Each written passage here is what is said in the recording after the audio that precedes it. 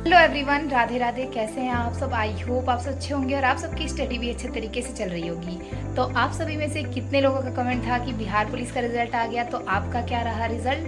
तो चलिए आज मैं आपको इसी वीडियोस में अपना रिजल्ट के बारे में भी बताऊंगी और साथ ही मैं अपने दिल्ली पुलिस के प्रिपरेशन के बारे में भी बताऊंगी। तो जब मैंने फॉर्म अप्लाई किया था तब मेरी उतनी अच्छी तरीके से तैयारी, जब मैंने बिहार पुलिस का एग्ज़ाम देने गई थी तो मेरी उतनी अच्छी से तैयारी नहीं थी और मैं तैयारी बिल्कुल भी नहीं की थी। एंड मेरी जब मैंने अपना स्टडी स्टार्ट किया था कि स्टडी करना स्टार्ट किया था। एंड मैं अपना फर्स्ट 12th पास करने के बाद मेरा फर्स्ट एग्ज़ाम था जो कि मैं बिहार पुलिस का देने गई थी। एंड मुझे कोई एक्सपीरियंस नहीं था, मुझे पता भी नहीं था एग्ज़ाम का लेवल कैसा था, एग्ज़ाम कैसा होता है। जैसे कि मैंने वैसे बोर्ड का एग्ज़ाम दिया है एंड बोर्ड का एग्ज़ाम देने के बाद तो वैसे मुझे बोर्ड के एग्ज़ाम का ही एक्सपीरियंस था। तो मैं पहली बार बिहार पुलिस का एग्ज़ाम देने गई थी और जब मैं एग्ज़ाम देने गई तो वहाँ पे जाने के बाद पता लगा कि कॉन्फिडेंस लेवल वहाँ पे जाने के बाद क्या होता है। जब मैं एग्ज़ाम देने बैठी थी और मैं एग्ज़ाम दी, थोड़ा सा नर्वस तो थी, लेकिन मेरा पहली बार वो पेपर था और मैंने बिल्कुल तैयारी नहीं किया था। तो इसलिए मुझे लगा था कि चलो एक बार ट्राई करते हैं, देखते हैं किस तरीके। तो जीवन के दो पहलू होते हैं, एक तो सफलता और एक असफलता। तो हमें असफलता से कभी हार नहीं मानना चाहिए, क्योंकि मैंने इस बारी मैं तैयारी नहीं करके गई थी तो उस रिज़ल्ट की मुझे उतनी ज़्यादा उम्मीद भी नहीं थी। एंड जो भी कुछ है मैं आप सभी के साथ बिल्कुल फ्री, बिल्कुल अच्छे मन से शेयर कर रही हूँ, क्योंकि ऐसा नहीं है कि मैं आप सभी के साथ कुछ भी छुपाऊँ या झूठ बोलूँ। और जो मेरा रिज़ल्ट आया तो मेरा रिज़ल्ट में नाम नहीं है, क्योंकि मैं तैयारी नहीं करके गई थी तो मैं रिज़ल्ट की भी उम्मीद नहीं रखती हूँ। जब मैं अच्छी तरीके से तैयारी करके जाऊँ तब मुझे उम्मीद रहेगी। एंड जैसे कि आप सभी को पता है मेरी दिल्ली पुलिस का तैयारी चल रहा है और दिल्ली पुलिस की तैयारी, तो ये मेरा फर्स्ट एग्ज़ाम था। तो मुझे कोई मेरा एग्ज़ाम तो नहीं निकला, लेकिन मुझे एक्सपीरियंस हुआ एंड मुझे बहुत कुछ सीखने को मिला, जिससे कि अगली बार जो भी गलतियां मैंने एग्ज़ाम में किया उसके बाद आगे से नहीं होगा।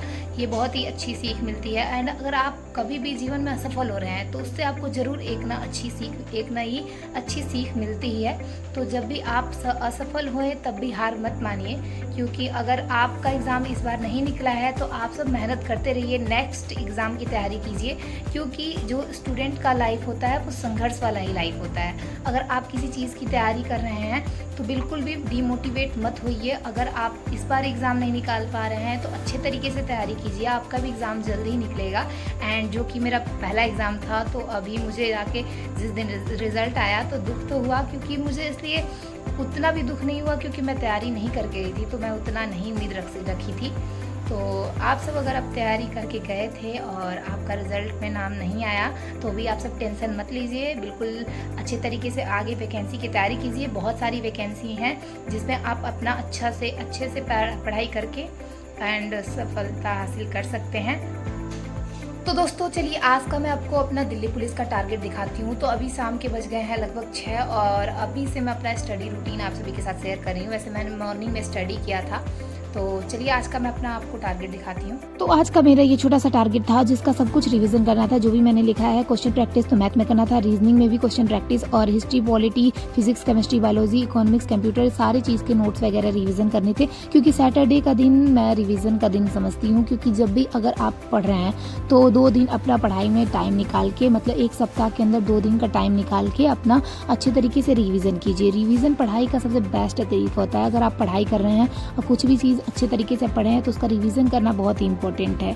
तो उसके बाद मैं आती हूँ मैथ का क्वेश्चन प्रैक्टिस करने के लिए। मैथ में क्वेश्चन प्रैक्टिस करती हूँ और जितना हो सके मैथ और रीजनिंग पे ज़्यादा से ज़्यादा प्रैक्टिस कीजिए। और मैथ काफ़ी लोग का वीक होता है, उनको समझ नहीं आता है मैथ में पहले कैलकुलेशन करें या क्वेश्चन का प्रैक्टिस करें। तो कैलकुलेशन स्पीड आपको थोड़ी बहुत 10 मिनट या लगभग आधा घंटा मान के चलिए, आपको आधा घंटा अपने कैलकुलेशन में मॉर्निंग के टाइम में दे देना है। उसके बाद में जब भी आप जो भी क्लास ले रहे हैं और क्वेश्चन सॉल्व कर रहे हैं तो उसको प्रैक्टिस कीजिए आराम से, क्योंकि आपका दोनों काम एक साथ होता रहेगा। आप क्वेश्चन में कैलकुलेशन में भी अपनी टाइमिंग दे रहे होंगे और साथ साथ में क्वेश्चन में प्रैक्टिस कर रहे होंगे। तो इस तरीके से अगर आप अपनी तैयारी करेंगे तो मैथ में थोड़ा सा आपका देखिएगा स्पीड बढ़ जाएगा और मैथ भी आपका सही होने लगेगा। तो थोड़ी बहुत मेहनत करनी ही पड़ेगी। जो सब्जेक्ट वीक है उस पर टाइम तो देना ही होगा, क्योंकि लगभग अगर आपका मैथ वीक है तो 2 से ढाई घंटे आप आराम से टाइम दीजिए। एंड बाकी सारे सब्जेक्ट पे भी टाइम देना होता है। तो टाइम को मैनेज करते हुए अपनी स्टडी करते रहिए, मस्त रहिए, स्वस्थ रहिए। मिलता हूं आपसे नए टारगेट के साथ। राधे राधे।